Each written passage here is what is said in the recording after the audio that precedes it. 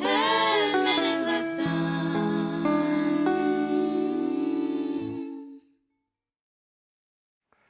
If you saw my video 2-minute tip on phrasal verbs, you'll remember there are two types of meanings for phrasal verbs. There are literal phrasal verbs and there are figurative phrasal verbs. If you didn't see that video, I recommend that you watch that first, and that's linked right here. In today's lesson, we're not going to talk about the meanings of phrasal verbs, the semantics of phrasal verbs. In today's lesson, we're going to talk about the grammar. We're going to talk about the grammar of phrasal verbs. First, let's look at the difference between transitive and intransitive phrasal verbs. Transitive and intransitive phrasal verbs, but don't be afraid. The grammar is simple, I promise you. Let's take a look at these sentences here. My grandmother passed away. This means she died. The plane took off. This means the plane left the ground and flew. All her children have grown up. This means they have become adults. They've been getting by. This means they've been earning enough money to survive. All four of these sentences contain intransitive phrasal verbs. This means these phrasal verbs do not need a direct object. Intransitive phrasal verbs make complete sense without a direct object. In fact, you cannot put a direct object or the sentence is incorrect and will not make sense. If you saw my 2-minute tip and the accompanying 10-minute lesson on transitive and intransitive verbs, you will remember that direct objects answer the question whom or what. If you didn't see those videos, they're linked here. You'll notice these four sentences have no words after the intransitive phrasal verb. This is because, as we just said, they make complete sense on their own. But you can put words after intransitive phrasal verbs. Those words do not answer the questions what or whom. The words you put after intransitive phrasal verbs answer the question when. For example, my grandmother passed away. When? My grandmother passed away last week. Or where? The plane took off. Where? The plane took off from the airport. Or how? All her children have grown up. How? All her children have grown up happily and successfully. Or how long? They've been getting by. How long? They've been getting by since the start of the economic recession. Those are intransitive phrasal verbs. Now let's look at transitive phrasal verbs. Let's look at these sentences. Because of the rain, they put off the outdoor concert. This means they postponed or rescheduled. I will pick up my children from school this afternoon. This means I'll go and collect my children. Don't shy away from grammar.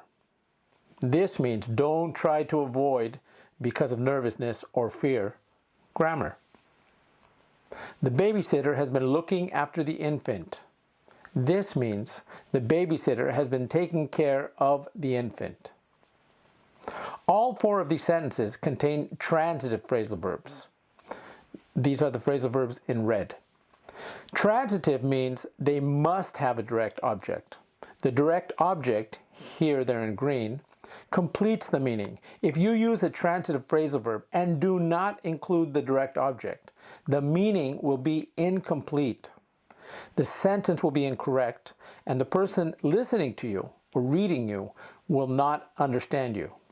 The direct object answers the question, what or whom. Let's look at these two sentences. Don't shy away from what? Grammar. The babysitter has been looking after whom? the infant. Let's take a look at separable and inseparable phrasal verbs.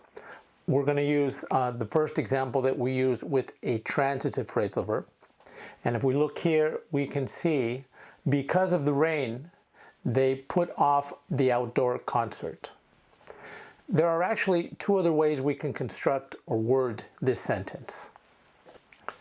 The second way is to separate the phrasal verb and the preposition and insert in the middle the direct object, like this sentence here. Because of the rain, they put the outdoor concert off. And the third way that we can build or construct this sentence is to again separate the phrasal verb and the preposition and insert the direct object in the middle, except this time we change the direct object to a pronoun. And here, because the direct object is a thing, the outdoor concert, the pronoun we need is it. So now we have this sentence, because of the rain, they put it off. And by the way, if you use a pronoun in the middle, or if you use a pronoun with a separable phrasal verb, the pronoun can only go in the middle. You can never put it at the end. We cannot say they put off it. Now let's try the three ways that we can construct a sentence with a separable phrasal verb with the second example we used today of a transitive verb. Let's take a look. We can say, I will pick up my children from school this afternoon. Or we can say, I will pick my children up from school this afternoon. Or we can say, I will pick them up from school this afternoon. Don't forget, we cannot put the pronoun at the end. We cannot say, I will pick up them. We can do this, we can construct these sentences in three different ways with these phrasal verbs, because these phrasal verbs are separable phrasal verbs. However, not all phrasal verbs are separable. Let's take a look at our third example of a transitive phrasal verb. Don't shy away from grammar. This phrasal verb has three words: a verb, shy, and two prepositions, away from, shy away from. And as a rule, all phrasal verbs with three words are inseparable. So there's only one construction that we can come up with this phrasal verb. Don't shy away from grammar. There are no other possibilities. Let's take a look at the fourth and final example we had today of a transitive phrasal verb. The babysitter has been looking after the infant. This phrasal verb, which although it doesn't have three words, it only has two, is also inseparable. So, to recap, some transitive verbs are separable and some are inseparable. Now, how do you know which phrasal verbs are separable or inseparable? Well, you can't tell, unfortunately, just by looking at them. You have to learn which ones of the transitive phrasal verbs are separable and which ones are inseparable. But all dictionaries will tell you, when you look up a word, you'll see that the dictionary tells you if it's separable or inseparable. You have probably noticed that I've only been talking about transitive phrasal verbs, if they're separable or inseparable.